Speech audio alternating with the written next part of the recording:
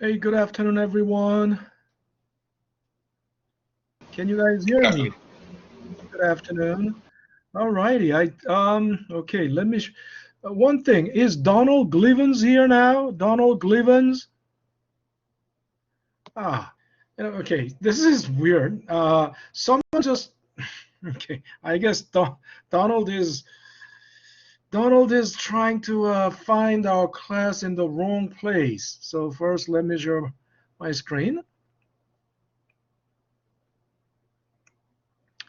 Let me share my screen. So it should be somewhere. Yeah. All righty.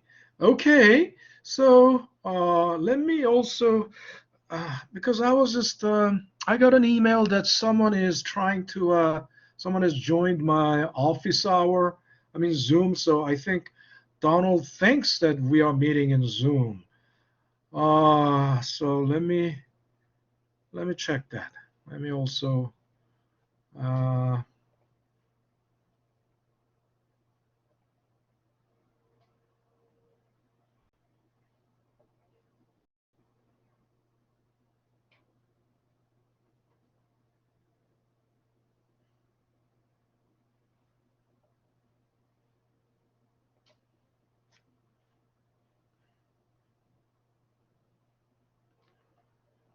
and my computer isn't that, okay. So nobody here. Nobody here. So, okay.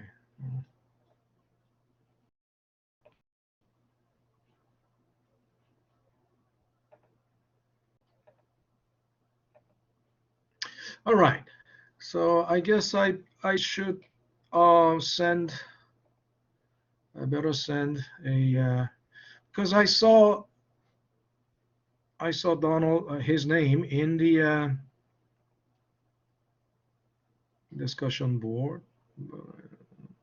Where is? Yeah, I just saw his name here.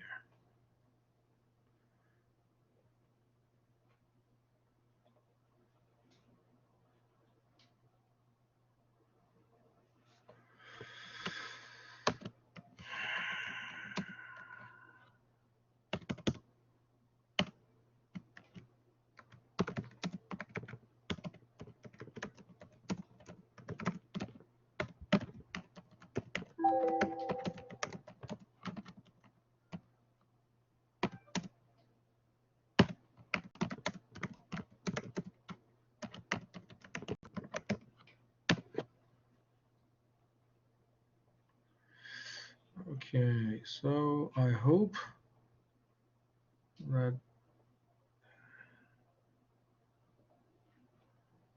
All right.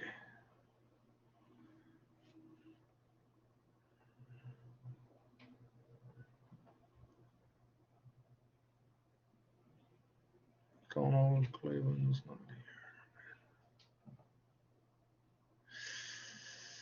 here. Okay. I'm sure most of you are aware that we are meeting in the Collaborate, not in Zoom, and Zoom is for only my office hours. Um, so that's why you're here, basically, because you understand that. Um, and I see 12 people here, but and I I teach two classes in summer too, and these are two different classes. So um, there is no common area for on Blackboard. There is no common area. So if you belong to this class, you cannot participate in the collaborate of another class, or vice versa. So Zoom, that is the reason for Zoom, basically. And so 13 people basically here, and I have so two more people need to join the collaborate.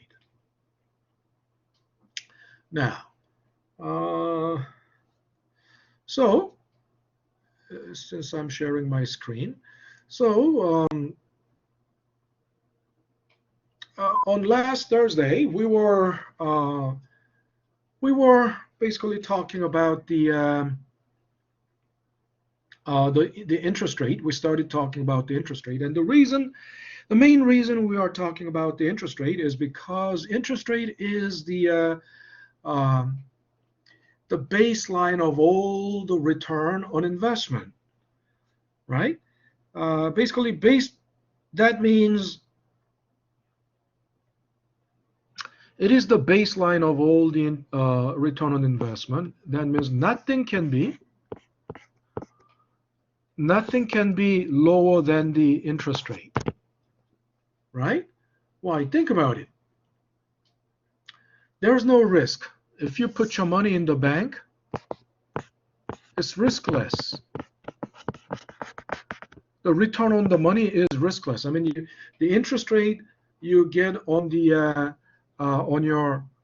deposit, um, either savings account or CD, it's guaranteed. And I already talked about, in our last class, I talked about the FDIC, Federal Deposit Insurance Corporation. So your deposit is insured up to $250,000. So it's riskless. You're not taking any risk. And if the return on the riskless, if the riskless return is, let's say, if the interest rate is 10%, think about it. That means riskless return is 10%. Then all the return on investments, basically investment that involves risky, right? That involves risk. Shouldn't they pay greater than 10%? Because nobody will, if the return on investment on the risky assets is less than 10%, nobody will invest in any risky assets. They will simply put their money in the bank and earn 10%, riskless, risk-free, right?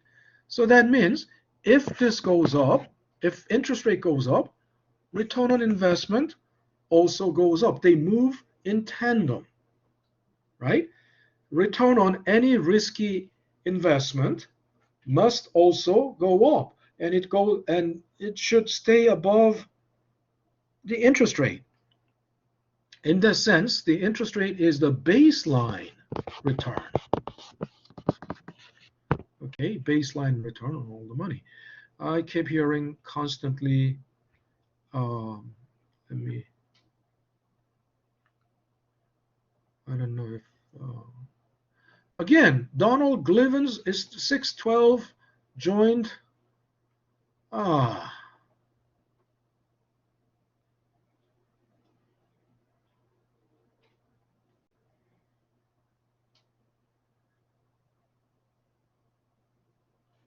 So I guess I'm gonna let okay, am I on? He's not there. He's not even there. He just joined, and then seeing nobody, probably just left. Okay, okay, he's back again. Okay, Donald. Okay, Donald Glivens. Donald. Hello. Donald, what are you doing here? We are not meeting in Zoom. We are meeting in the Collaborate. Hello? Yeah, Donald, we are not meeting in Zoom. We are meeting in the Collaborate. Oh, all right. Thank you. I simply responded to this because there were several, chimes or alarms from email. So come to Collaborate, okay? All right. Thank you. All righty.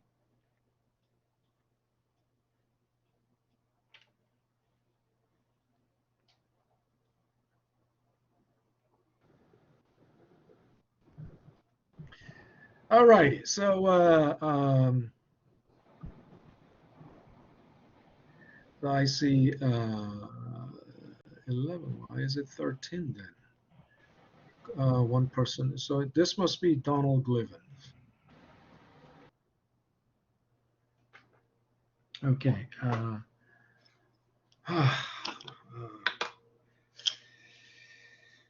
My my vocal cord is being butchered with all the three joining, reconnecting. So,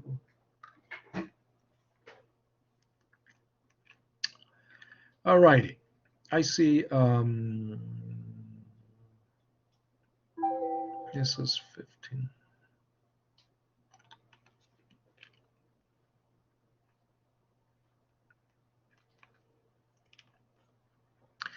All right.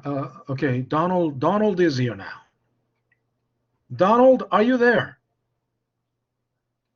Yeah.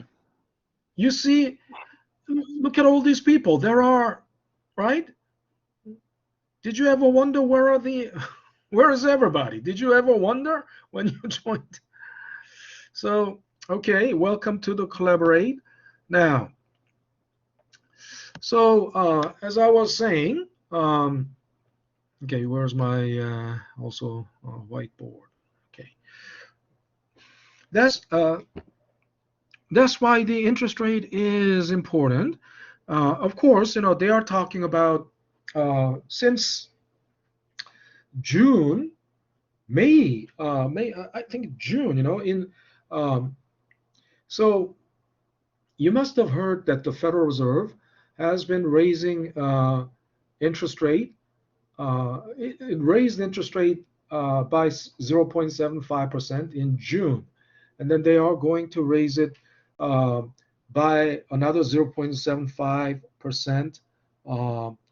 July 26th is tomorrow. 26th, 27th, those 2 days, tomorrow and Wednesday, they are they are holding FOMC, Federal Open Market Committee meeting. That's where the Federal Reserve chairman of the Federal Reserve and the members, FOMC members, which are mainly the governors of the regional Federal Reserve, um, discuss on their course of action.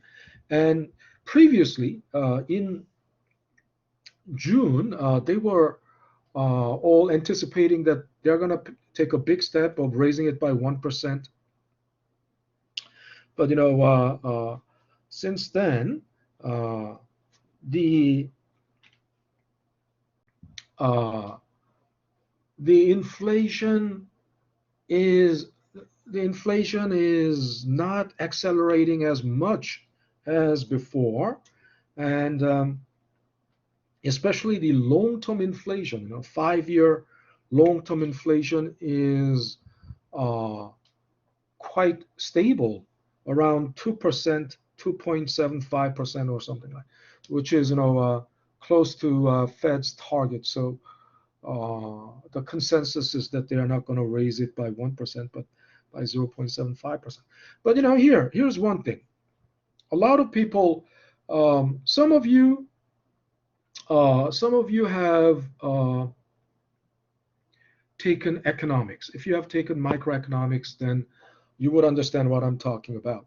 A lot of you think that inflation is a bad thing. And the I told you, pi is the symbol for inflation in macroeconomics. In microeconomics is the symbol for profit. But inflation is not necessarily a bad thing. Of course, high inflation, like 6%, 8%, 9%, 10%, that's crazy. But moderate inflation, what is moderate inflation? Something like somewhere between 2 to 3%. And moderate inflation is not a bad thing, right?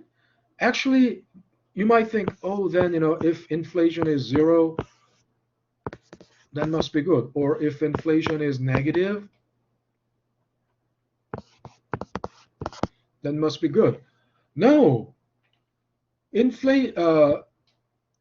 these two are bad.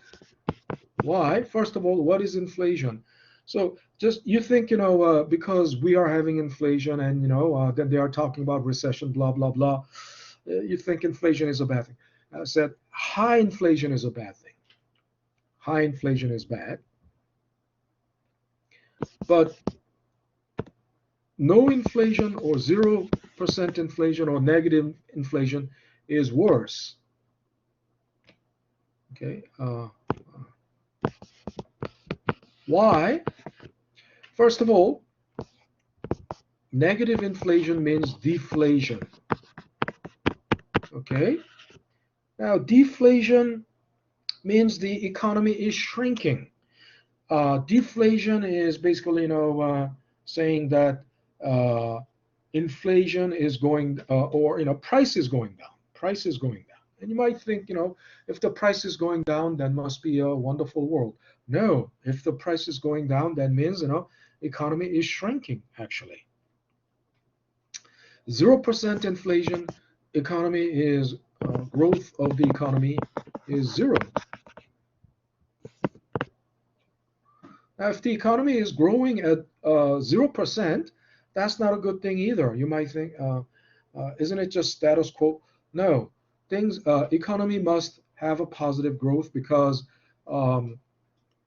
if it doesn't, positive growth offsets the depreciation. Okay, and depreciation sounds like, what is depreciation? To put it in, anybody, if you have taken accounting, you think, oh, depreciation is, reduction, depreciation, price going down, or I mean, value going down. No, it's not just that. What it means is, numerically, of course, the dollar value of the asset is going down. But why is the dollar value of asset going down? Well, think about it. Because the asset. Yeah, say that again. Because of its use. Because of its use. Yes. Who said that? Who said that? This is IFAT. IFAT. Okay. IFAT. Okay. I'll give you 0.5. Okay. Today is 25, Monday, and it's FNB 100. Yeah. Because of usage, right? Yes. And assets mean what? Assets mean, assets are basically physical capital. Physical assets mean physical capital. Physical capital means, means of production, like plant and equipment. Plant and equipment. And in accounting, depreciation means, loss of value in the plant and equipment. And plant and equipment loses value. Why? Because of wear and tear. As you use it, right, it gets old. I mean, you think everything loses value when it gets old. Yeah, but think about it. If you don't grow old, even if you're 100 years old, you're still, in mint condition. If you're still in mint condition,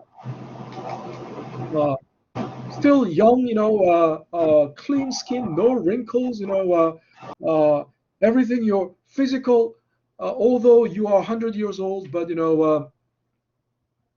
you're just like 22 years old, physically and mentally. Of course, that's impossible. But what does that mean? Oh, well, you must have been, frozen, cryogenic. So, right, you must have been frozen for a long time, frozen for 80 years. But suppose this is this is plant and equipment, and if the plant and equipment is it's 10-year-old plant and equipment, but it's still in mint condition, then the value shouldn't go down. Because why? Its productivity, its production capacity is still in mint condition. Isn't that right? Its production capacity is still in mint condition because there is no wear and tear, right? But the only reason the value of your I have plant a and question. equipment, yeah, Isaura Jimenez. Yes. So if the is growing and is going strong, so that's why the market it had to adjustment, because now like it's tried like to adjustment, like going down to get way support to go to be. Uh, what did you say at first? It's what's going down? You said Yeah, going strong. yeah, What's yeah. going down? It's going down, but then it's gonna come back strong, right? Because I see like Well, today that the market is oh, going you mean the stock market? this time You mean the market stock market? because Oh, of it's, the well, stock. it's a combination of two things. First, because before the Fed meeting, because before the Federal Reserve meeting, they are always showing this behavior because of uncertainty, right? If the Fed is going to actually, Nasdaq went down. Uh, these are my holdings, but they generally went down. Uh, It's fifth it went hundred S&P 5, down. yeah, look, S&P 500 and Dow didn't really go down. They just went sideways. So there wasn't that much. Um, Dow Jones and S&P 500 actually, went sideways. It's not that, but Nasdaq went down slightly, but it's because I would say mainly two things. Last weekend, Thursday, they all fell, and it's because of the profit taking. I mean, while they had a brief rally last week, and they wanted to take profit from brief rally, they sold. Today, they are going sideways basically, but it's not that bad because still it's positive, change.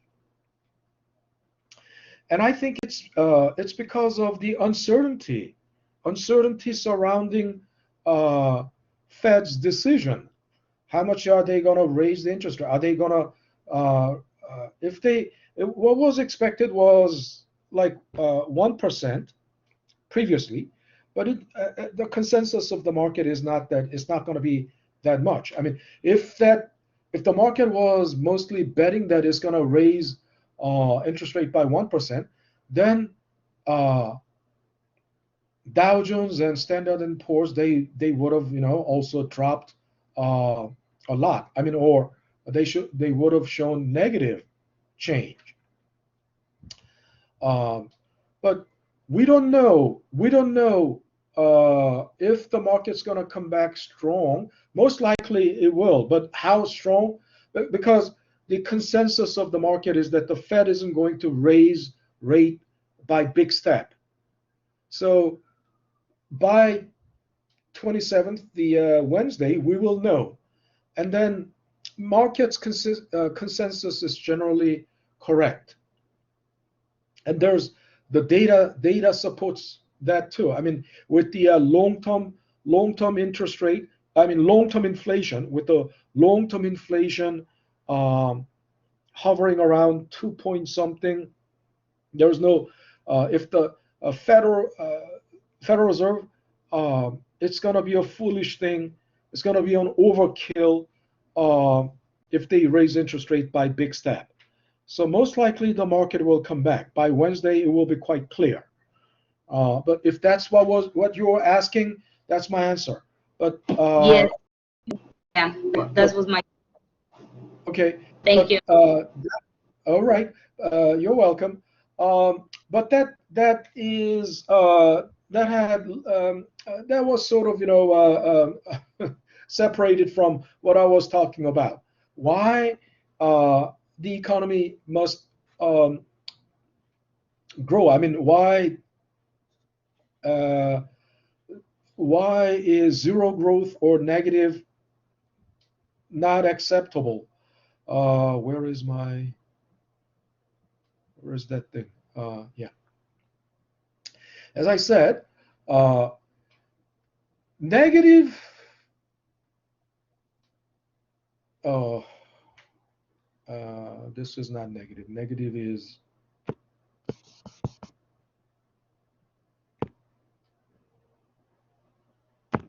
okay. This is negative, right? Less than 0%. Um, if inflation is negative, that's called deflation, and this is a very bad economy. This is very 0%, even 0% is not good. Why? Because you cannot. The growth needs to compensate for the depreciation of the assets. In other words, I told you, depreciation means assets are getting older. If assets are getting older, the productivity goes down. And why are the assets growing old? Because of wear and tear. Production equipment. I mean, I told you, we are talking about the production equipment, like plant and equipment, production capacity of the economy, right? If the economy doesn't have any production capacity, then such an economy is doomed. I mean, economy that produces nothing is obviously worth nothing. But U.S. economy is the biggest economy in the world, and the GDP, U.S. GDP 2000 as of last year, 2021, was about $25 trillion. I mean, $25 trillion, right? That means the U.S. economy has a production capacity, right, that produced $25 trillion worth of goods and services. And the production equipment, so production capacity comes from the plant and equipment. Of course, there's agriculture, but agriculture also is in the U.S. is heavily mechanized. You have equipment, agricultural. Otherwise, it's all computer manufacturing, chip making, the foundry, all these things. Production equipment, plant and equipment. Now think about it. Plant and equipment wear and tear as it gets used, right? So that's why the value goes down. Value of these assets go down, and that's called depreciation.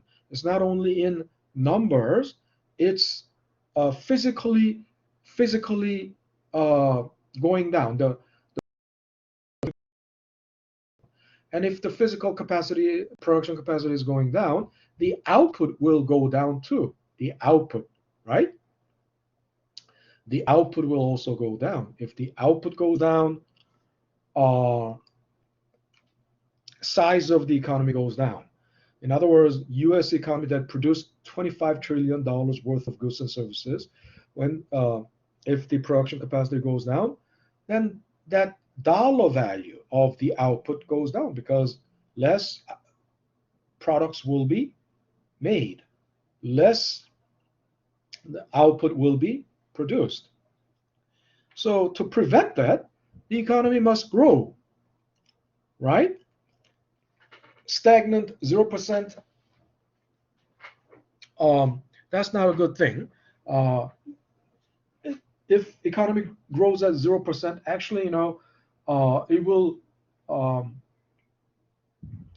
the depreciation is not compensated for, and as the depreciation, if the depreciation is not compensated for, it will grow negative.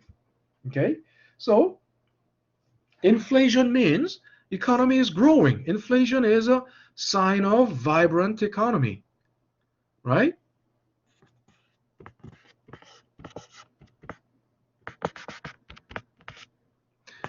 Economic growth. Why? Now think about it. What causes the price to go up? Inflation means it's, prices are going up, right? Price level is going up. And what causes the prices to go up? Of course, the recent high inflation is due to many factors. One, supply chain. You must have heard of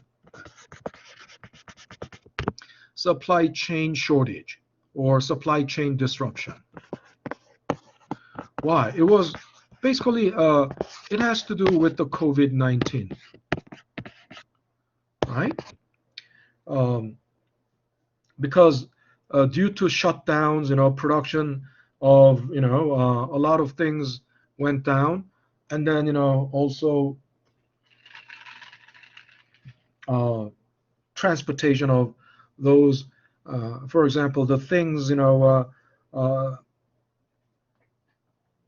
the uh, raw materials or have processed materials that were being imported from China or from other parts of the world. Um, First of all, the production of those things went down, and then uh, because of shutdown, a lockdown, and and then the vessels, these things are being shipped by ocean-going vessels. The number of ships, the schedules, went down. So it's a bottleneck. There's a bottleneck, right? The bottleneck caused by the COVID-19 caused the supply chain shortage. And then there was, war in Ukraine. Also, a lot of, it causes, shortage in supply chain. But these are mostly coming from the supply side. It's a shot from the supply side. And when it's quite obvious, when you must understand already,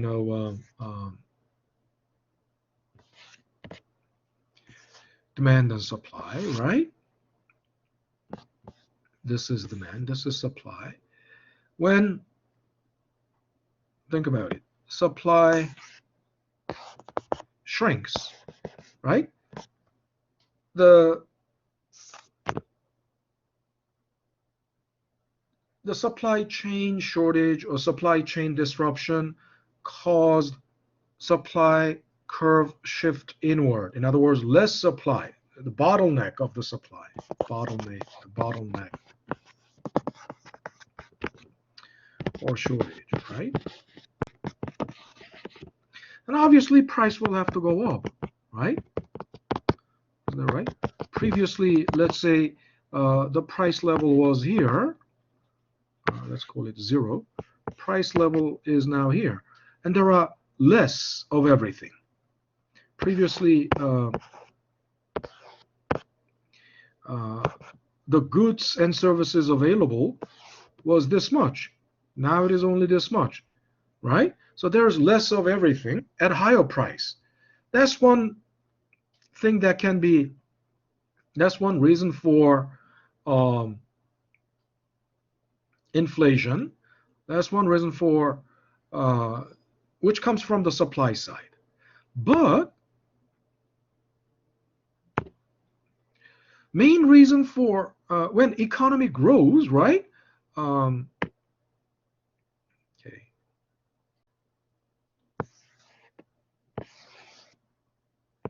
On the normal economy,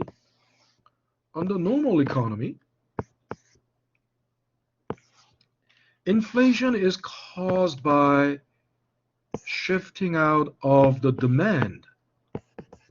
In other words, more demand. That means, more demand causes the strong, in other words, simply put, strong demand pushes up the price. Isn't that right? Strong demand, there's no other way. Previously, this was the output level and this was the price level. But if the demand is strong, it pushes the demand curve out. So you have more output at higher price. This is not a bad thing.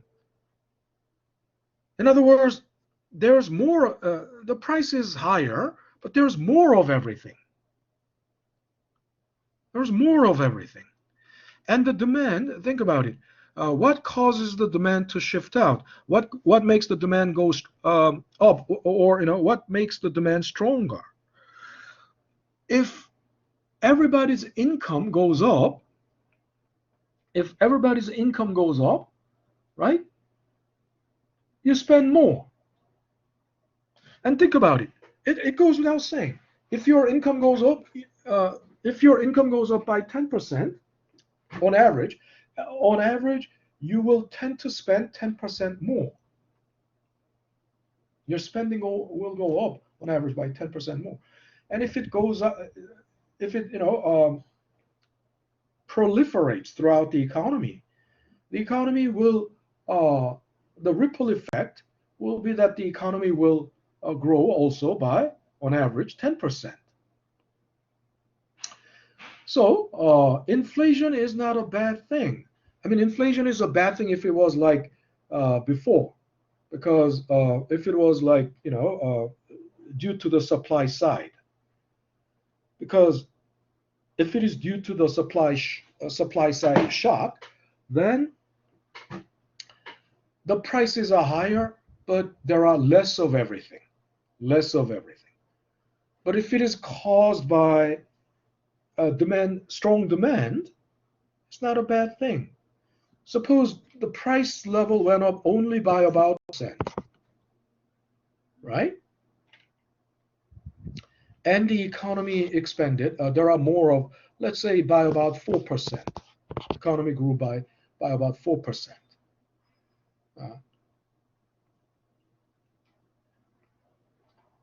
Then this is a wonderful world, isn't it right?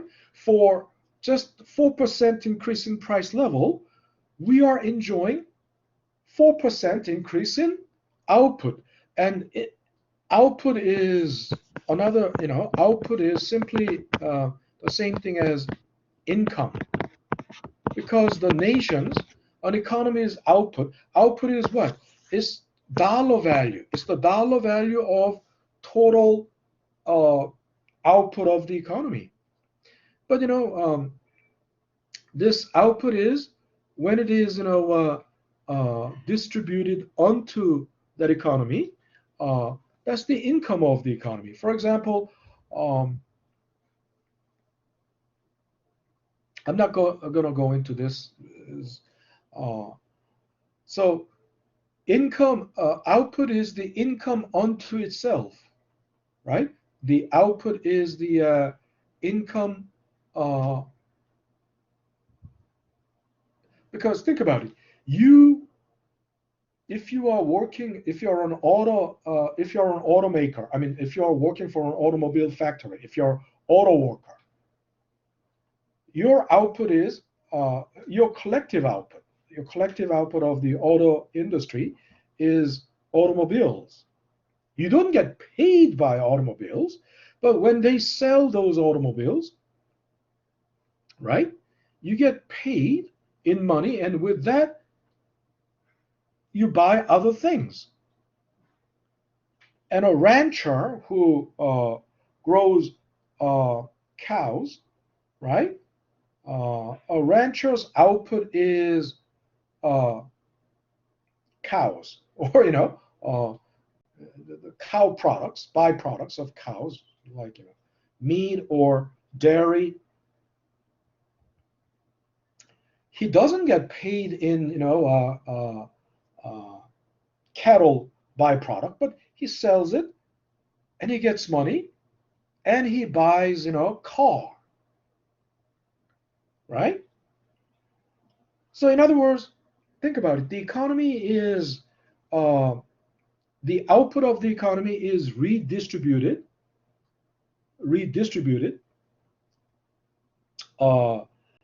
back into the economy. So the total dollar value of the output is basically the income of that economy. Then think about it. If the price level went up by 2%, but the economy grew by 4%. This is an inflation that's worth it, right? Inflation is, that's why Federal Reserve's target inflation rate is 2%, around 2%. So 2% inflation is something that would allow the economy to grow by like 4% or 5%. And I know some of you, someone said in the last class that she is an econ major. If you're an econ major, you understand what elasticity is, right? But even without talking about elasticity, right? If this is the case, we can easily tell this is elasticity basically, because if the change in output is if the change in output, the quantity is 4%, and if the change in price is 2%, right? It's like elasticity is 2. I mean, or you can think about the efficiency of the economy. It's like your car is using 2% more gas, but it's getting 4% more miles just by using 2% more gas. 2% more gas, if your car can get 4% more mile, it's definitely worth it. Isn't it right? So inflation is not necessarily a bad thing, because even my wife, who doesn't know, who doesn't have much, understanding of economics, who's married to an economist, thinks the economy is bad because the inflation is so high. Well, again, high inflation is not good, but moderate inflation is essential for a vibrant economy. If the economy, and again, so our current inflation is caused by both factors, demand. So it's demand side factor, two types of inflation: demand pull, cost push. It happened. Both happened. They both happened. Actually, bad economy is what? Bad economy is economy whose growth rate is shrinking or negative. I mean, growth rate of the economy can take three possible ranges, right? Positive, greater than 0, or equal to 0, or negative, less than 0, right? If the growth rate is less than 0, that economy is shrinking. Shrinking economy. That means less of everything. Prices going down. That may sound like a good thing, but no. If the price is going down, then means no. If the price is going down, the producers are not producing then. Producers won't be producing, because if price is going down, they cannot recover their cost. They cannot make profit. They cannot recover cost. So they will stop producing, shut down their plants, and the output of the economy will shrink. If the economy shrinks, less income for everybody, right? I've been telling you, output is income unto itself, unto the economy itself. So if the output goes down, income for everybody will go down. As income goes down, of course, everyone will become worse off. Everyone will become poorer. So the idea is, here's the thing.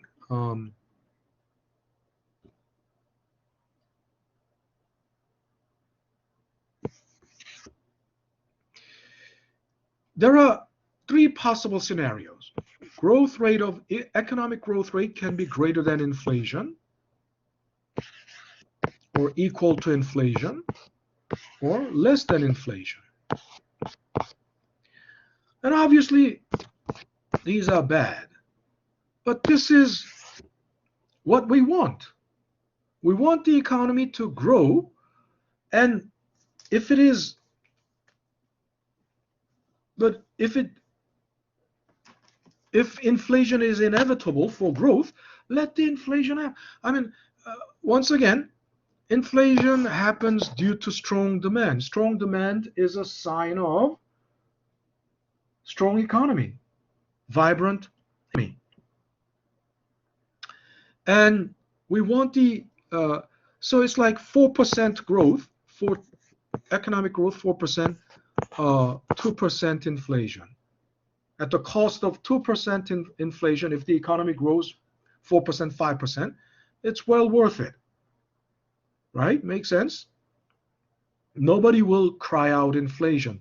Why? Because suppose your income is, so if the economy grows, your income if the economy grows on average, let's say 10%, okay, 10% is not, if the economy, that means on average, everybody's income will grow by 10%, right? And if the inflation is 2%, who's going to cry out inflation? Because your paycheck is 10% more. You have 10% more paycheck. You can spend 10%. You can afford to spend 10% more. When price is just 2% higher, you can still buy 8% more. Isn't that right? You can buy without any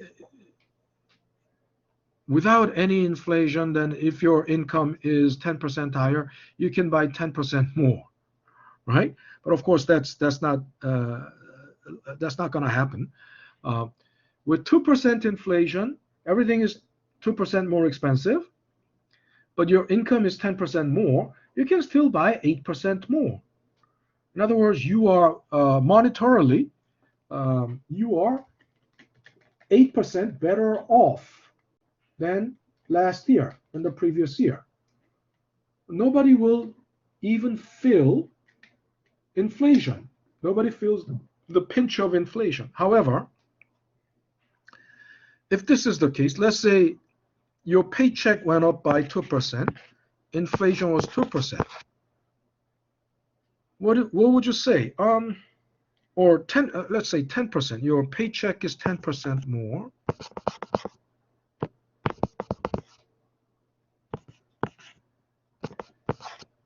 Inflation is 10%. Then, even with bigger paycheck, 10% bigger paycheck, you cannot buy 10% more. You'll just buy exactly as much, the same amount of goods as last year. Then, some people may not complain. Some people may complain, some people may not, because you're not worse off. You're not worse off, right? You can, at least you maintain the same lifestyle. You spend the same level. However, if this is like this, if economic growth rate is 5%, but inflation is 10%. If economic growth rate is 5%, that means your income growth is also just about 5% on average. Then everyone will cry out inflation, don't you think? Why? Because your paycheck is 5% bigger. You have 5% more money, but you cannot buy 5% more. Actually, you can buy less than last year. And you will say everything is so expensive. Yeah, we are currently like this. In the short run. But in the long run,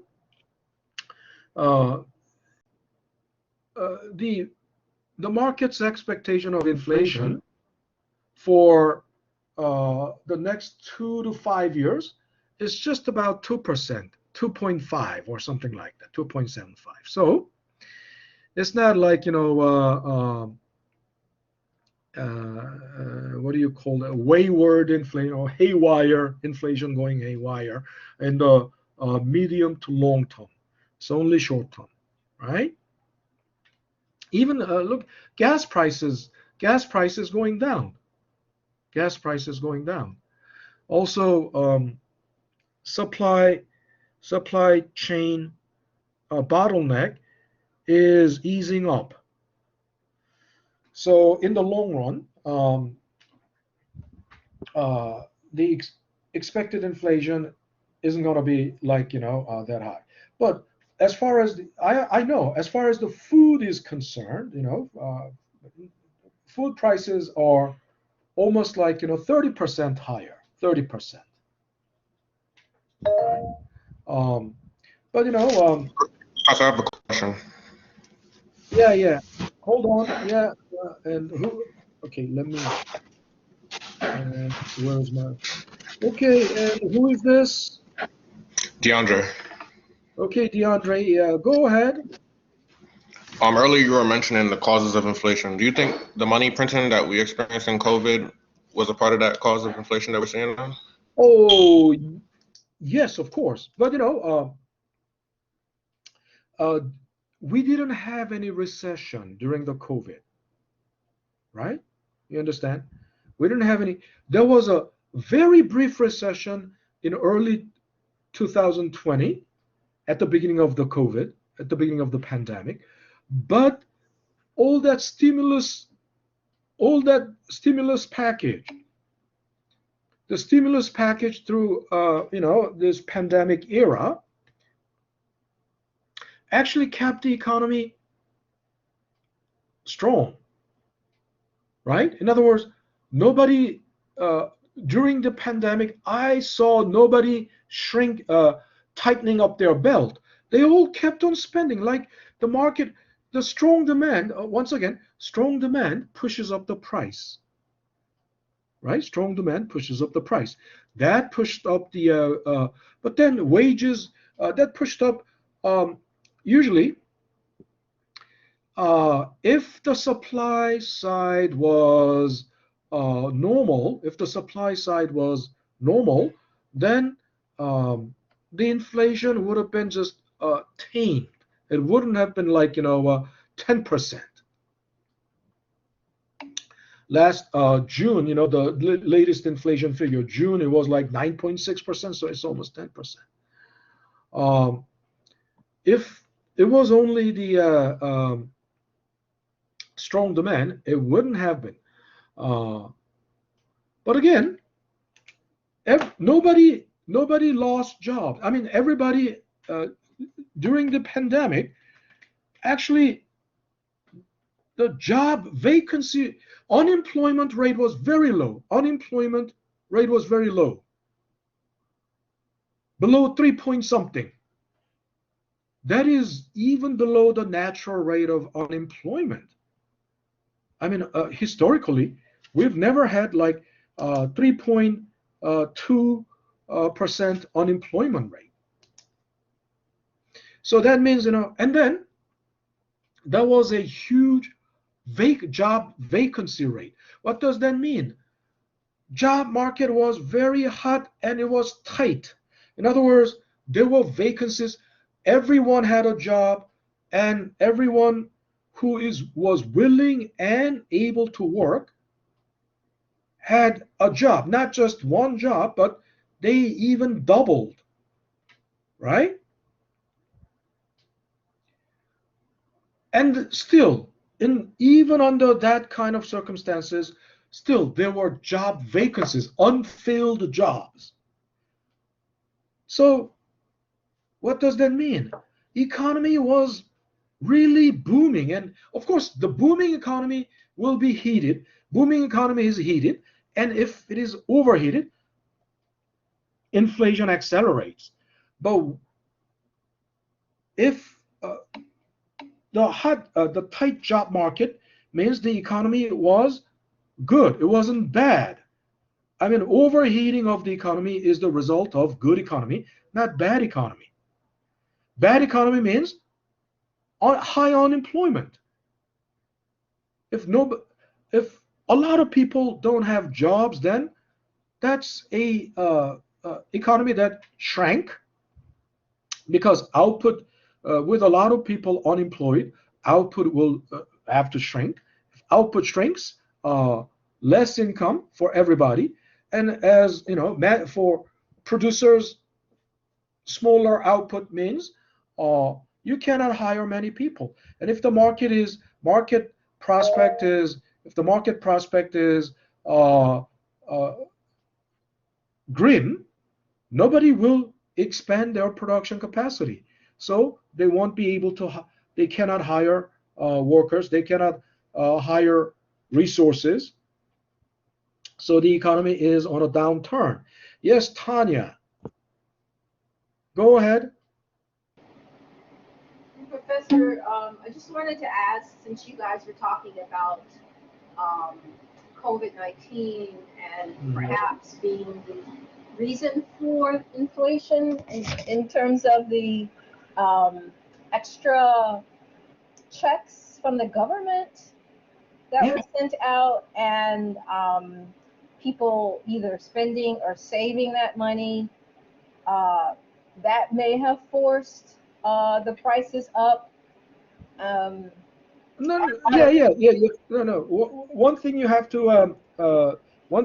to clarify is that uh, those stimulus checks kept the economy going. I mean, those yes, stimulus they checks, did. even if you, let's say, early on, at the beginning of the COVID, the people who got laid off were the people who were in the restaurant industry or hospitality industry.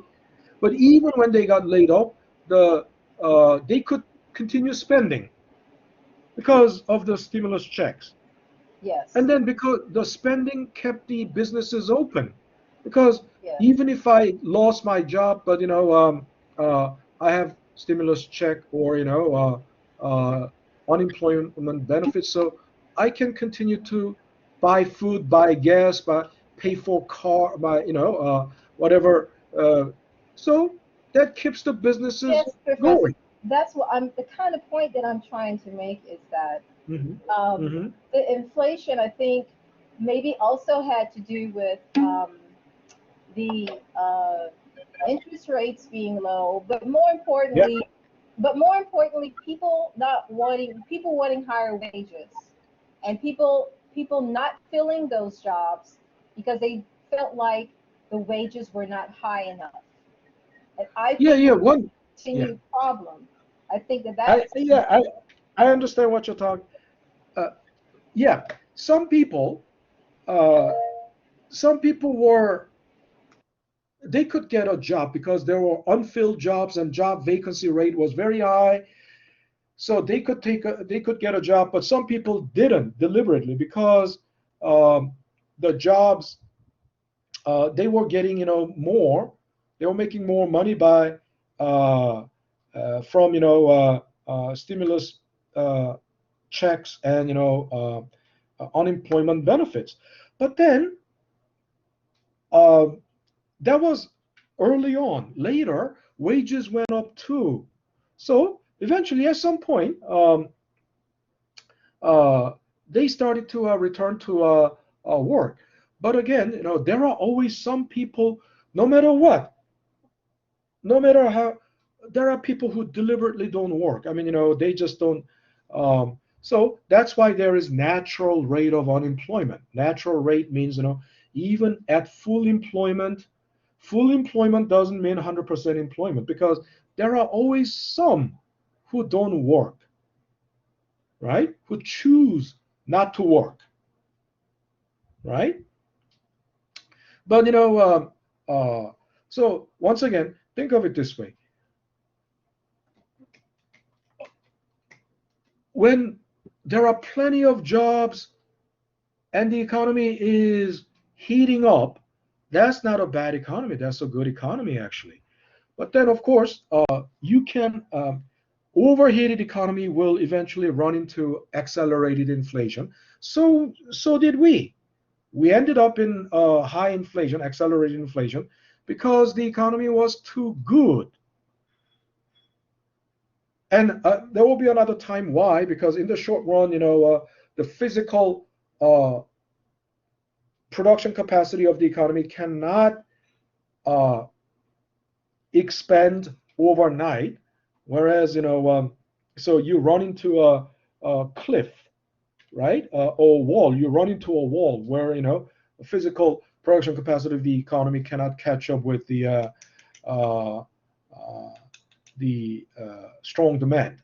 Now, so back to okay.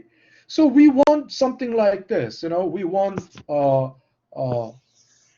strong, high economic growth rate, and moderate inflation.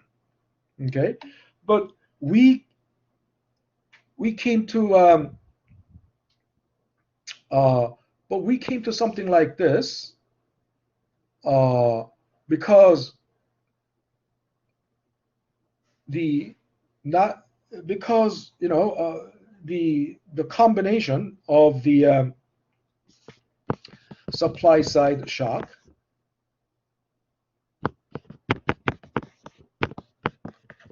and the demand, strong demand. Again, does that mean we are in a bad shape? Are we in a bad? No.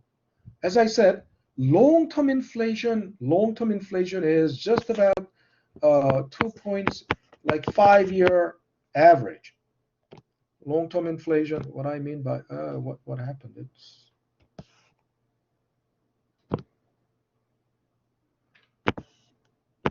what I mean by long-term inflation is like 5-year average.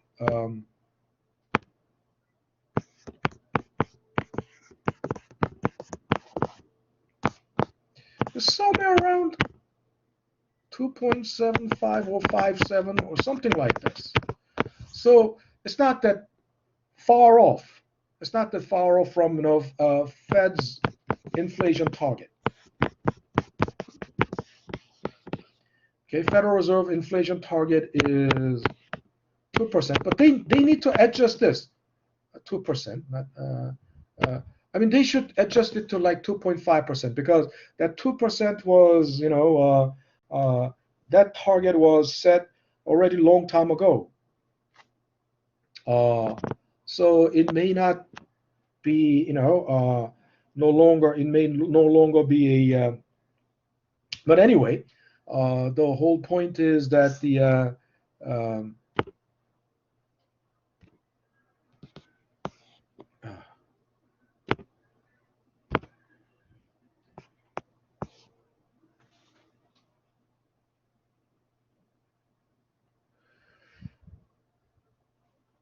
so inflation is not necessarily a bad thing.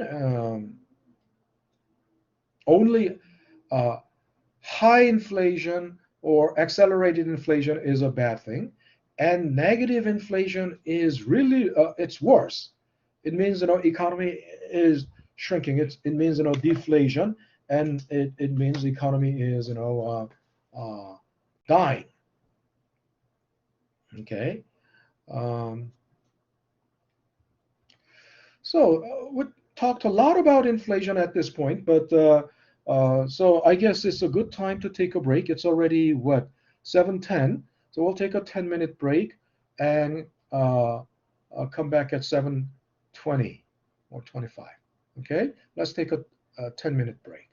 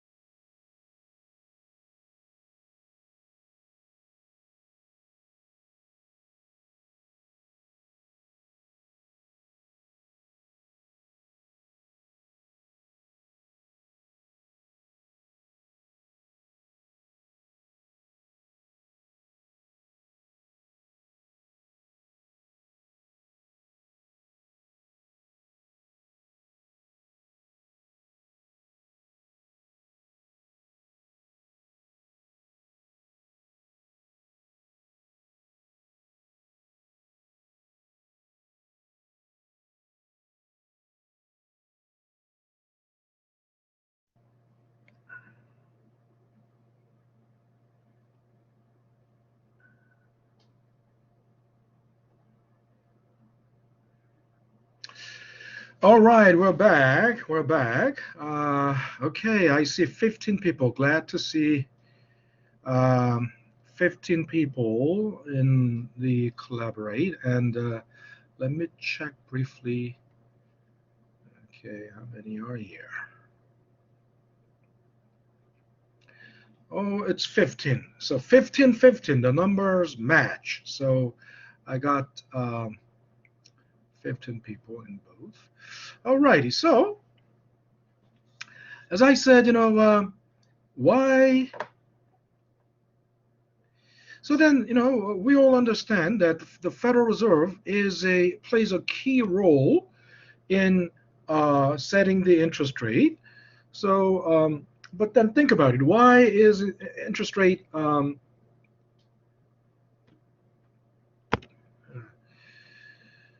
First of all,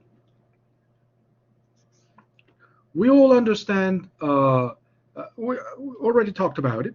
Interest rate is the baseline of all returns on investment.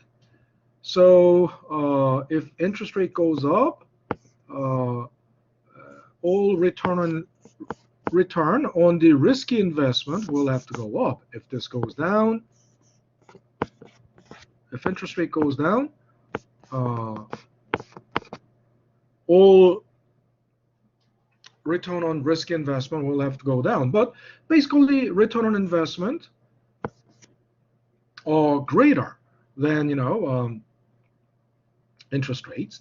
Now, another thing is, when interest rate goes up, is it going to be easier to borrow or difficult to borrow? It's going to be difficult to borrow. When interest, yeah. And who was this? Who was this? It's gonna be DeAndre. difficult. DeAndre. Yeah. Oh, DeAndre. Okay. Yes, DeAndre already said it. So DeAndre, I'll give you 0.5. Yeah, of course, when interest rate is higher, the burden is the burden of borrowing increases. On the other hand, so that means money supply throughout the economy will go down. But before talking about money supply, so the borrowing goes down. Borrowing goes down, and as the borrowing goes down, money supply throughout the economy goes down. And it's the mirror image. If interest rate goes down, it becomes easier to borrow. So borrowing goes up, and the money supply throughout the economy goes up. Now, and this is, you might wonder, I mean, if you borrow more, isn't that a bad thing? Well, for average people, more borrowing is not a good thing, obviously, because it's a strain. I mean, if you don't have ability to pay back, but just keeps borrowing, obviously that's not a good thing. But the borrowing we are talking about here is the businesses. Okay, when companies borrow. Now, when companies borrow, there's a good reason why they borrow. They're not borrowing just to have a party. They are borrowing. To invest in their production capacity, to invest in the expansion of their production capacity. Right? When companies borrow, usually is to expand their production capacity. And if production capacity expands, that means there will be more output.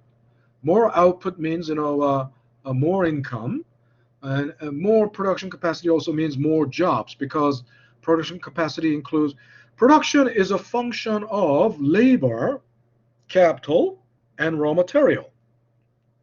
Right? Production is a function of labor, capital, and raw material. So if you increase labor, output will go up. If you increase any one of them, if you increase capital, output will go up. If you increase raw material, output will go up, right? So Um, and the production capacity is mainly, of course, it includes production capacity consists of all those three factors of production, but uh, most importantly, the physical capital, in other words, plant and equipment. Now think about it. When they expand their production capacity, um, uh, more workers get hired. More workers spend money. They get paid. They spend money. The money supply increases. Com- uh, they hire more raw material. They use more raw material. The company that uh, sells raw material, the company that exploits and sells raw material, their income will go up. Also they will hire more people. Also, so basically there is a positive feedback. When interest rate goes down,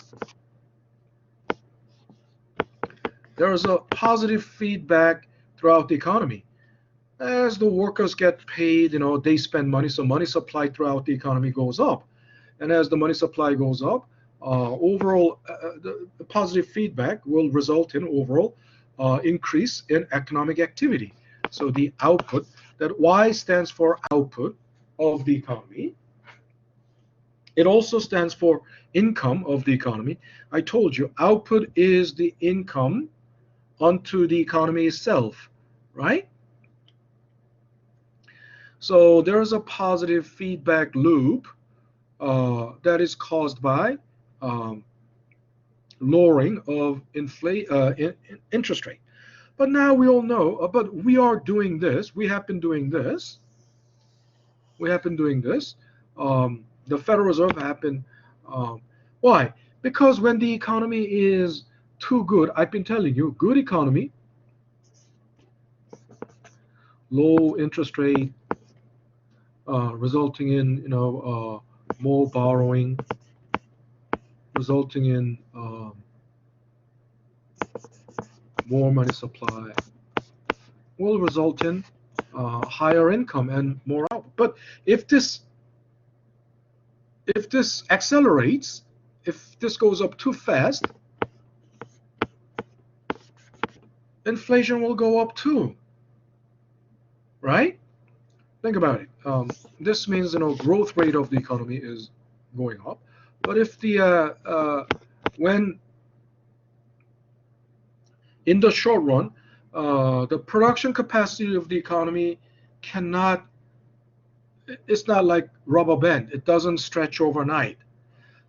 Whereas the demand, there's a lot of psychological effect, psychological side to demand. I mean, demand can, if you think your paycheck is 20% greater, if your income is 20% greater, you increase spending overnight. You can increase spending overnight. It doesn't, when your income is 20%, when your paycheck is 20% more, you don't wait 2 years, 3 years to increase your spending. That happens almost instantaneously. Whereas the production capacity, suppose the production capacity cannot expand overnight, right? Because usually, a plant, if you have a plant, I don't know, this is, I'm not the best one to draw. How do I?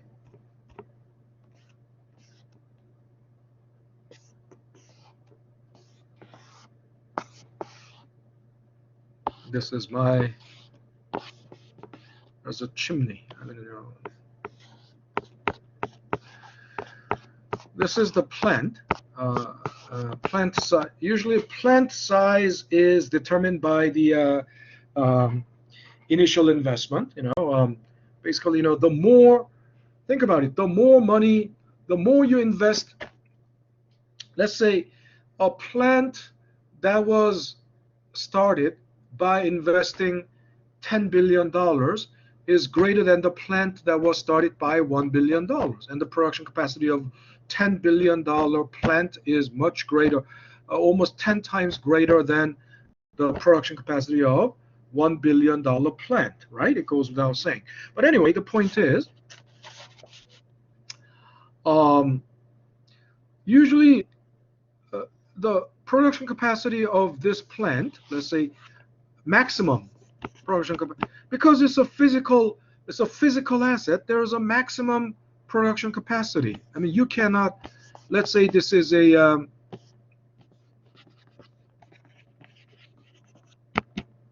this is an automobile factory. It's an automobile factory, and the maximum production capacity may be, 100,000 cars a year, right? That's the maximum production capacity. But normally companies do not run their at 100% capacity because they need some slack. It's just if they run at 100% capacity, then it will easily break down at some point, right? And also human beings. I mean, if you run at full steam, full capacity, 24/7, you're gonna collapse. You're gonna collapse one day. I mean, one of these days. So generally, in a normal economy, they generally run at about 80 to 85% capacity. Then when there's a boom, there's a surge of demand, then they can handle it. I mean, they can run at 95%, 100% for for a while, and then if the demand subsides, surge of demand subsides, normal demand, then back to 80, 85%. This is how. But let's say the economy is so good. The economy is so good that people income, everybody's income is like 20% greater. That means they will spend 20% more. If they spend 20% more, the producers cannot handle it, because from 85%, 20% more, that's 105%. They cannot.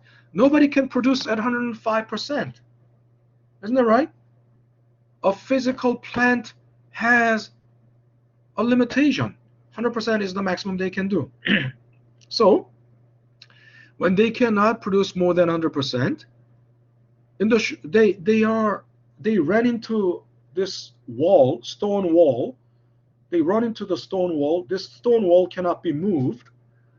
So that's the maximum capacity that the economy can produce. But demand is not subsiding. Demand is still strong. So what happens? When the capacity is, so this is demand, once again, demand and supply. That's supply, not demand. What did I do?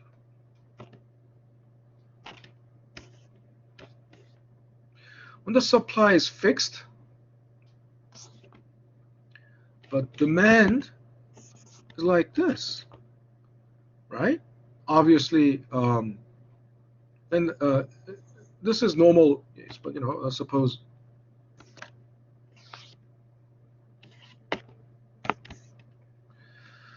supply has a steep, what is this steep curve area? That means production capacity cannot be pushed out, right? You are reaching the maximum production capacity. But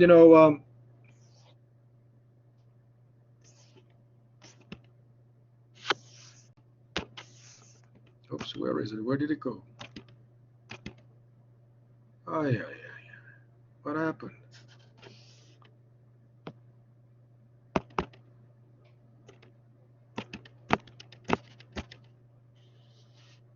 My God.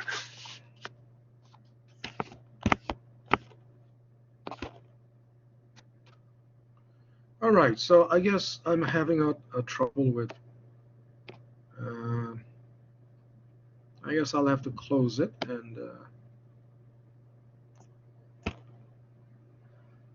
How do I close this? That's the problem. Oh, there you go. Before that, let me.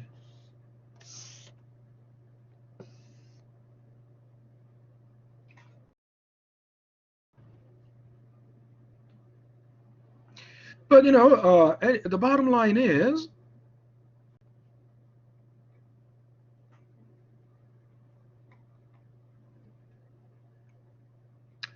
so Federal Reserve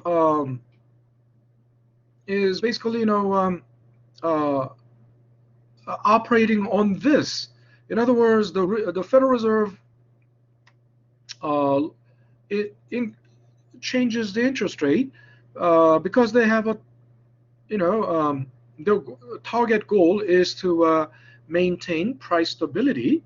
So we are now in accelerated inflation. So question is, of course, as I told you, long-term inflation is in stable, showing stable forecast. So, but the Federal Reserve has to cool off the economy by raising interest rate. If you raise interest rate, less money supply cools off the economy. So, but how do they do that? So that is what monetary policy, how the Federal Reserve implements monetary policy, and they do this through the bond market. Hence, it's called open market operation. But before we talk about the open market operation, so Federal Reserve, role of the Federal Reserve. Federal Reserve is a central bank. So as a central bank, it has three roles. It's a regulatory authority in commercial banking, right? So regulatory authority, and the lender of the last resort. Lender of the last resort. That means it's the bank of the bank. The commercial banks come to the Federal Reserve to borrow. But before, commercial banks borrow from each other, right? Before they come to the Federal Reserve, they will borrow from each other. Banks can borrow from each other. One good reason is, there are several reasons. One good reason is they have checks coming in for clearing, and sometimes these numbers don't match. In other words, the reserve that they have and the checks to be cleared, they may not match. There can be discrepancy because they have some checks that are deposited that must be cleared. If it is cleared, then they have them in reserve. Those checks are now in reserve. But they have also checks that they have to pay because the checks of this bank are also held by deposited in another bank, and they have to. So sometimes there can be discrepancy. So when there's discrepancy, they have to borrow to settle the discrepancy in the balance sheet. So this is an overnight operation. They just do it overnight, borrow it overnight. The next day, the checks come in and checks get cleared, and they have money. So that discrepancy is resolved. So banks borrow from each other. And not only because of that, they can, if they have excess funds. Now, I've been telling you, the business of bank the business of banking is in lending. I've been telling you over and over. Business of banking is in lending, because by lending money they make money. But by borrowing money they don't make money. They have to pay interest. So they want to lend money. They lend money to businesses, to individuals, to home buyers, But so they don't, if possible, they don't want to have any reserve left. I mean, 100% of their reserves they want to lend out. But of course, legally, you cannot. You're not allowed to do that. You have to maintain minimum required reserve. But that means up to, except for the minimum required reserve, they want to loan out to maximum. Sometimes they can loan it to another bank, right? Sometimes they can loan it to another bank. So, and when banks, commercial banks, borrow from and lend to each other, they do it through the network called federal funds market. Federal funds market. And the interest rate at which they borrow it from and lend it to is called Fed funds rate. Okay? Now think about it. So this is the lowest rate. It's called Fed funds market rate. Fed funds market rate. This is the lowest interest rate because it's the rate between the banks, commercial banks, right?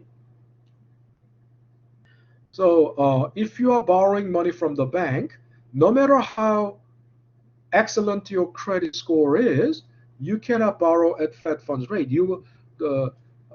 If you have excellent credit score, the best rate that you can get is called prime rate, but the prime rate is about 3% above the Fed funds rate. So between the banks, they really lend and borrow at a very, very cheap rate. This rate can be changed by the Federal Reserve.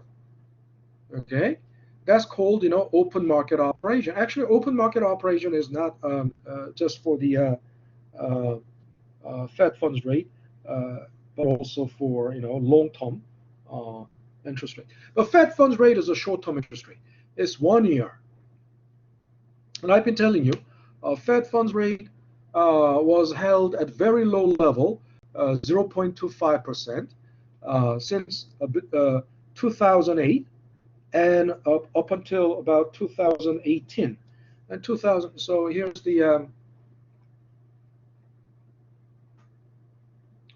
so the Fed funds rate slightly in 2018 they raised it to like even to 2.5%. But after that, again, back to 0.25. COVID hit. So what happened? In early 2000, COVID hit. So back to 0.25. And now it is about 1.25 as of June.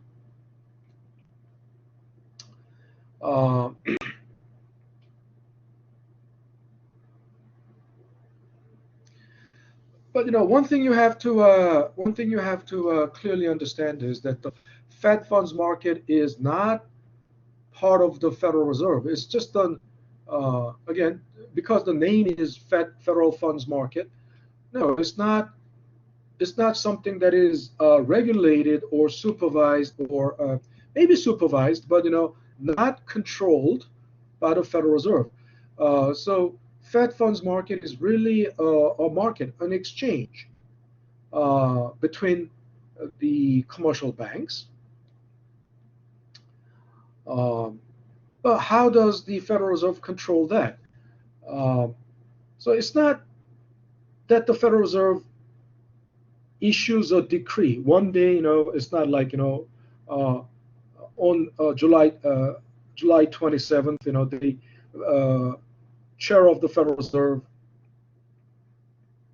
Jerome Powell, stands in front of the press and says, "Let the rate be 1.75 from now on." It's not like that. It's not like that. It's totally not like that. Why? Because we are living in a market economy.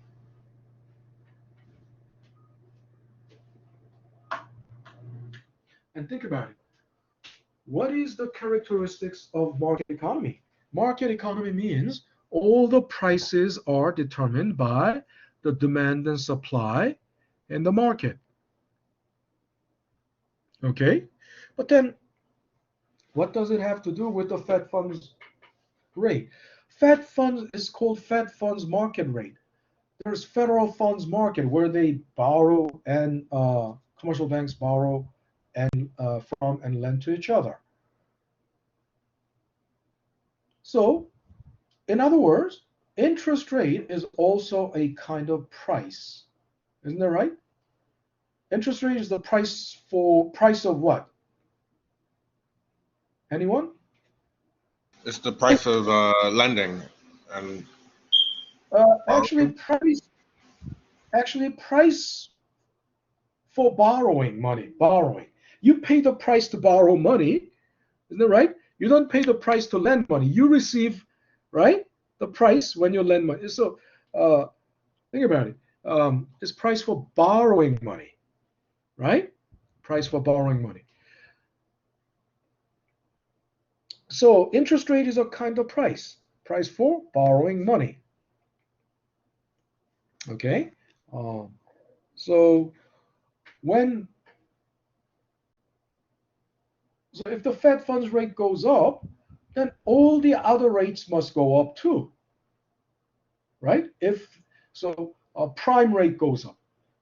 I told you prime rate is about 3%. It's not etched in stone. It's not something that is etched in stone, but conventionally, prime rate is about 3% of the Fed funds rate. So if the Fed funds rate goes up, prime rate goes up too. If the Fed funds rate goes down, prime rate goes down too. So all the interest rates, mortgage goes down. If the Fed funds rate goes down, mortgage goes down. If the but actually, mortgage is more related because it's long term. It's more related to 10-year Treasury yield. But the mechanism is the same. Mechanism is the same thing. And if the interest rate goes up, all the return investment should go up. Now, also there are two types of banking. One is commercial banking, and the other one is investment banking. Commercial banking is also called retail banking. That's where you deposit your money and borrow money from commercial bank, and then investment banking. Investment banking is actually Goldman Sachs, like J.P. Morgan, Goldman Sachs. Basically, they are underwriting the IPO. So I'm not going to go over. So what is then open market operation? First of all, open market means bond market. Bond market.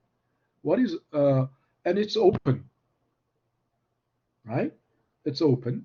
It's bond market. Open to whom? Open to anybody, domestic or foreign. Domestic or foreign. So bond is basically a bond is a debt. Okay, bond is a debt, standardized debt.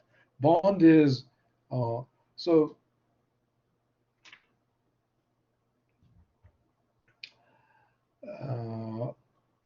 And there are three types of entities that sell bond. So selling bond means borrowing money, because selling bond is the same thing as issuing debt. So selling bond is basically borrowing money. And there are three entities that can sell bonds. One is the federal government. Federal government. In other words, U.S. federal government can borrow by selling bonds. And second, companies, right? Companies can sell bonds.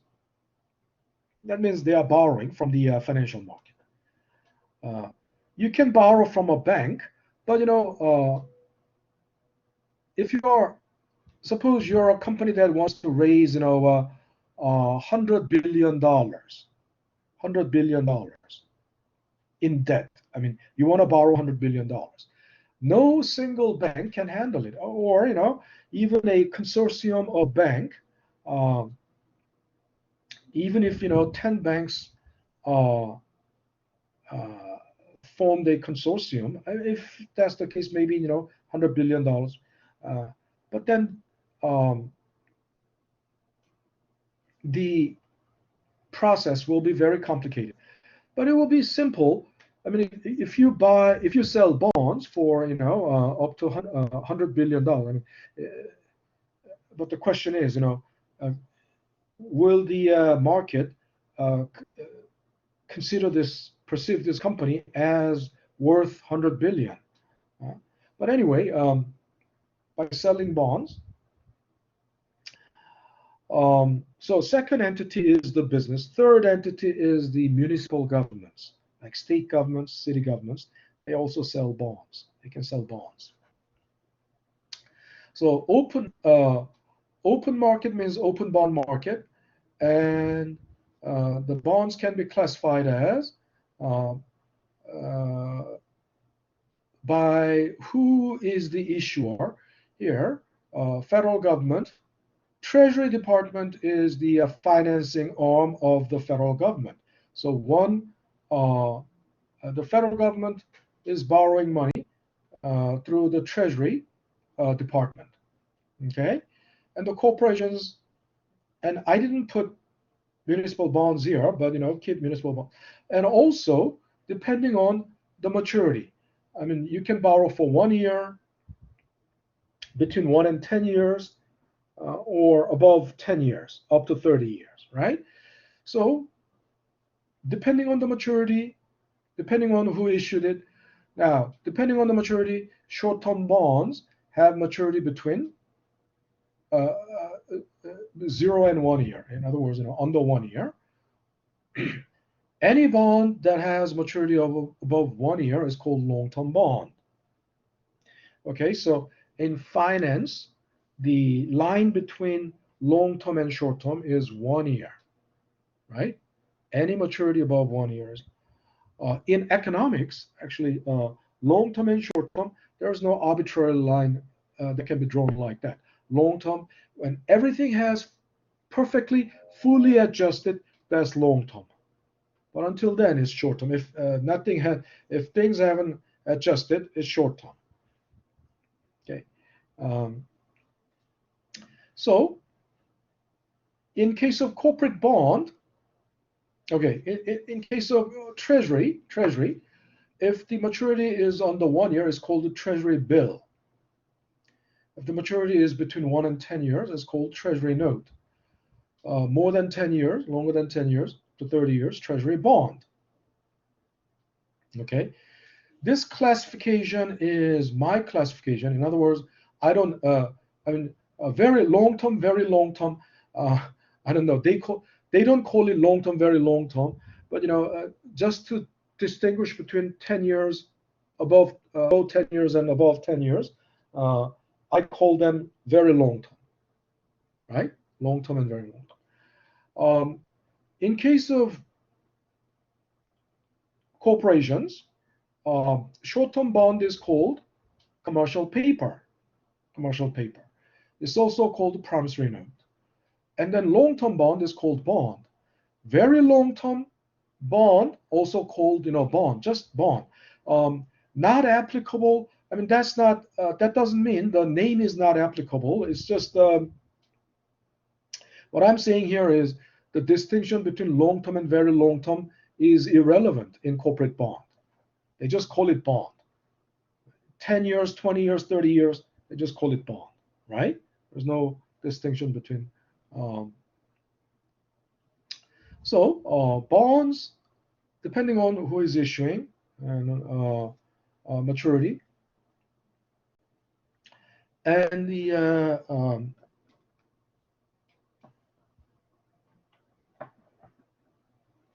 bond is borrowing. As I said, bond is debt. So the company that sells the bond becomes a borrower. the company and those who buy the bonds are becoming lender. And the interesting thing is, normally if you borrow money from the bank, you think the borrower and lender relationship lasts until you pay it off. I mean, you think you're paying back your loan to the same bank until, but in the past it was like that. Now no longer. You don't pay back to the same bank because banks can trade or swap their debts, right? They sell. Sometimes, I got my mortgage from, let's say, Coldwell Bankers. About a couple of years later, I mean, 10 years later, then suddenly, my lender is not, I'm paying not to the Coldwell Bankers, but let's say to GMAC or, whatever. What happened? Well, it's because the Coldwell Bankers sold my debt to another bank called GMAC. So the lenders can change. But in the past, when you get a loan from one bank, it was until you paid off, it was the same bank. But if you buy bond, it's just like that. You are a lender. Let's say you bought bonds have face value of $1,000. All the bonds have face value of $1,000. That means at maturity they will pay you $1,000. But you can buy it cheaper. The bonds sell at discount or at premium. The bonds can sell at so if the bonds sell below its par value of $1,000, it's called a discount bond. If the bonds sell above its par value of 1,000, it's called a premium bond. At maturity, you just get 1,000. Until then, you get paid interest. But now think about it.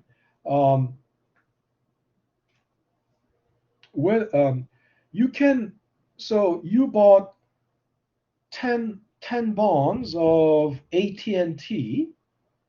You bought 10 bonds of AT&T, so that's like $10,000 in maturity value, right? In par value, but you could have paid $800. It's 10 years. Let's say 10 years. You have to wait 10 years. So during these 10 years,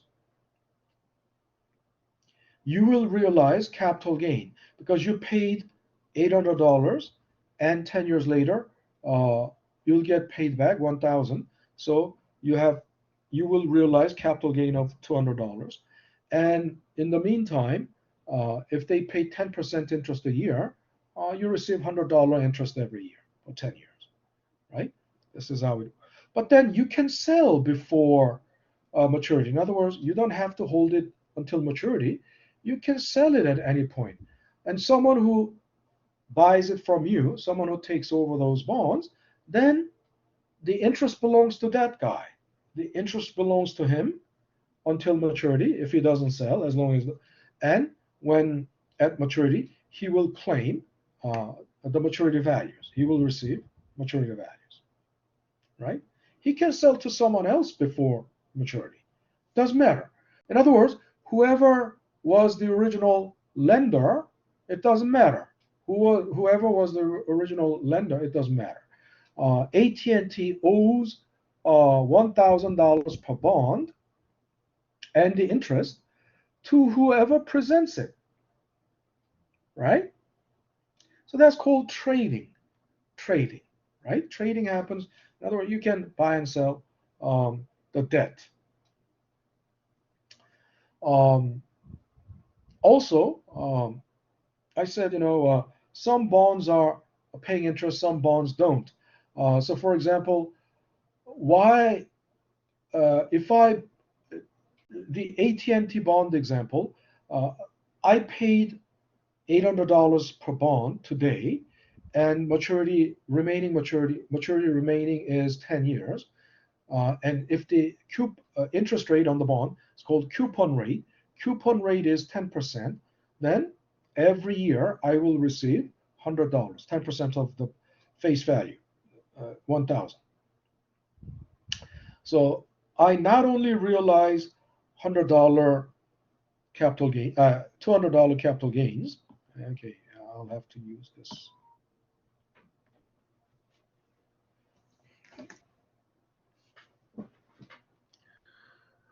But also, so think about it.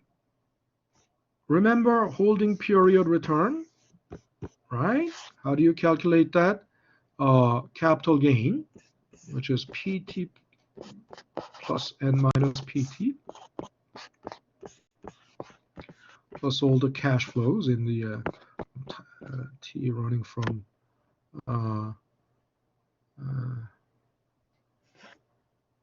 0 to N, right? So this is capital gain. In my example, $200, right?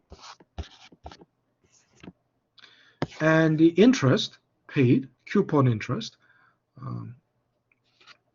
all those years is going to be $1,000 because it's 10 years.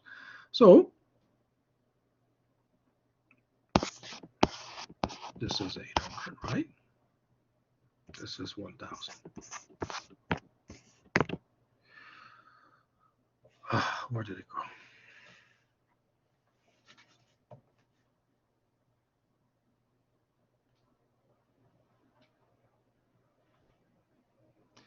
So basically, this is how the bond works. And think about it. And I also said some bonds sell at discount, sell below par value. Some bonds sell above par value. Why?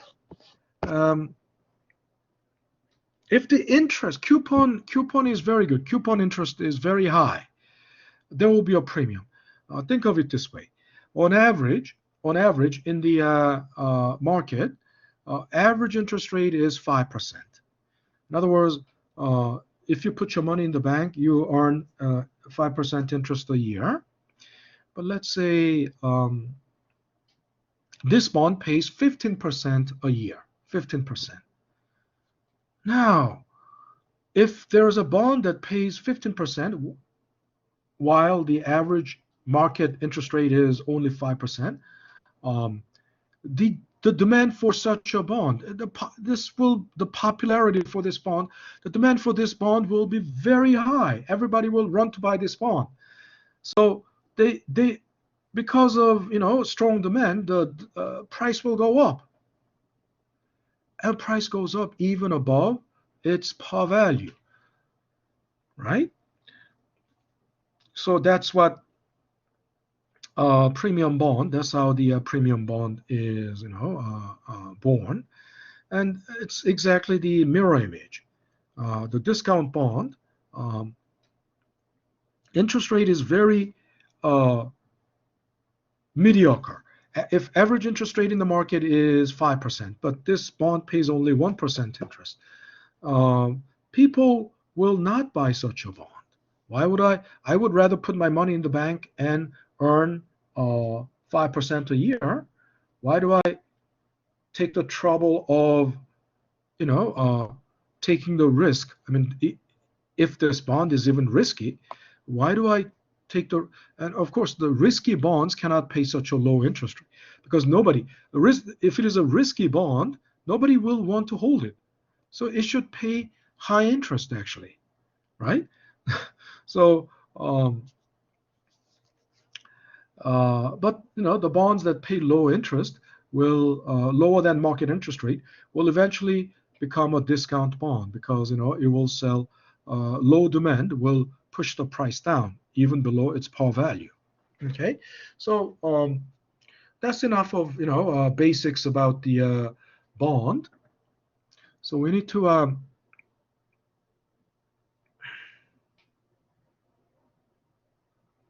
there's one. Okay, bond market operation. I don't think I can. Open market operation. I don't think I can do it with the remaining. The time is like we have only about 5-10 minutes left. Now, here's another type of bond called zero coupon. And I told you, you know now that the coupon bonds are the bonds that pay interest.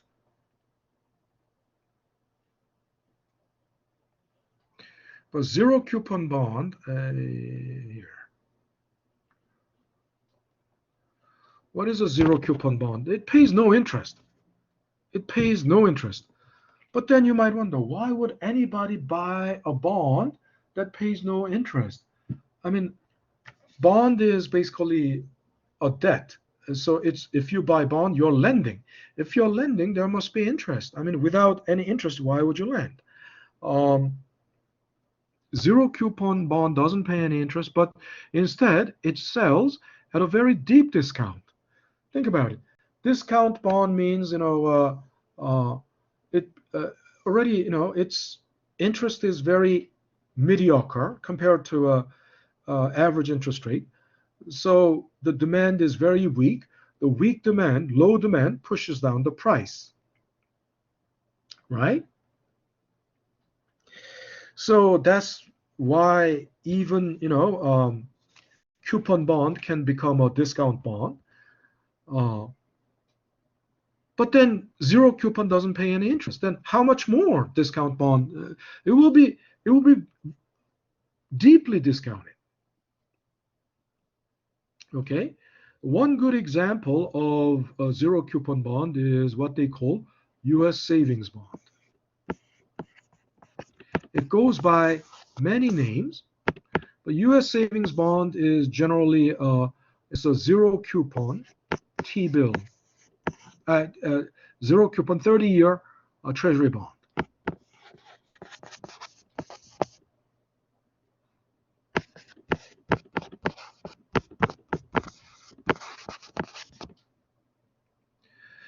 So when they issue U.S. savings bond, they have, they go by series, series I, series double I. I mean, when I was about 20 years ago, and you can buy these bonds through banks. Some banks with the personal banker, if you, not all the banks handle them, but more than 20 years ago, early, 2000, I guess 2001, I was withdrawing money from ATM in Citibank in Tribeca near campus. And one of the bank teller was asking me if I was interested in buying U.S. savings bonds. And at the time, it was like series double I or series double E or series. So maybe now it's series probably double W or series triple W. No matter what they call it, the basic concept is the same thing. U.S. savings bond, zero coupon. That means 30 years later, maturity is 30 years. They'll pay you $1,000. But then how much does it sell today? It sells for $500. In other words, 50% discount. It sells for $500. That means over 30 years, capital gain is 100%. 100% capital gain, right? In dollars, $500. And if you annualize it over 30 years, it comes to, you can do that. If you annualize it, whatever it comes to, basically, it's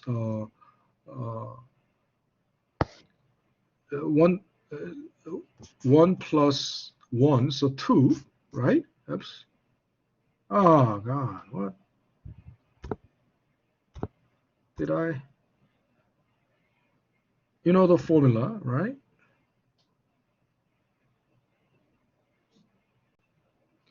So 2 raised to, right? 2 raised to 1 over 30 minus 1. That will give you annualized return.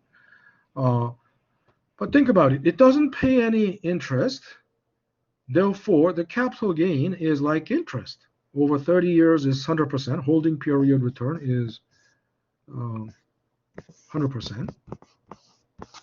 If you annualize it,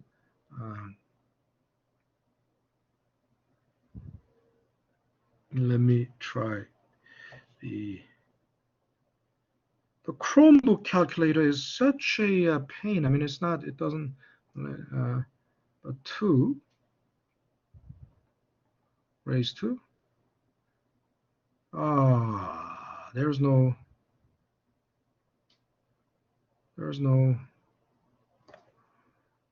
parenthesis. This is, okay.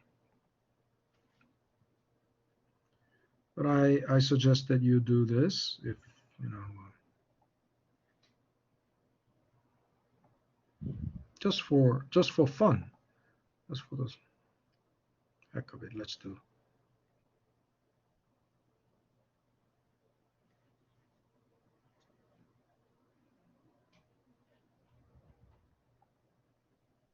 Okay. Just to make it simple.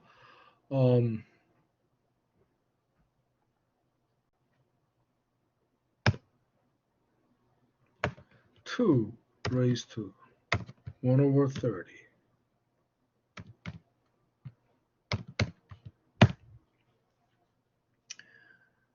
Okay, annually it's like 2.3%.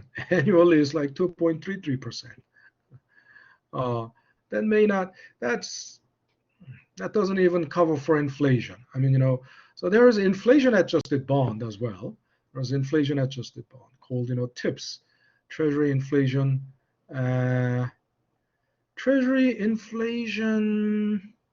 protected securities, right?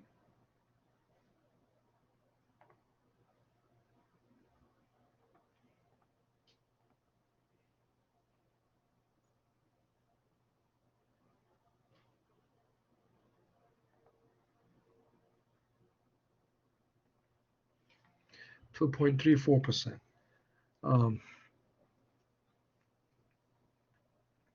Apple was growing monthly about 3% too. You know, 2% growth monthly is not that bad, but you know, that's very low. But the point is, anyway, whether it is zero coupon bond or coupon bond, or you know, whether it was issued by federal government or municipal government or corporations, right? It's a debt instrument, standardized. Standardized means, you know, it has the same face value, and the maturity is either 1 year, you know, 2 years, 3 years, 5 years, 10 years, 15 years, 20 years, 30 years, right? You have certain, you know, standardized, you know, maturity, standardized face value. So it can be easily traded, right? Now that I believe that instilled a fair amount of understanding about the bonds. So we're gonna tomorrow we're gonna go into the bond market, open market operation, and how that controls the interest rate. Okay, controls the Fed funds rate. All right, that's all the time we have for today. So far, any questions? And if you have any questions, please email me. Okay, now classes 8:15. I need to. I've done like, you know, 6 hours of almost like 5 hour 30 minutes of class back to back. So have a great evening, everyone, and I will see you guys tomorrow. Right? All right, see you tomorrow. Thank you. Take care.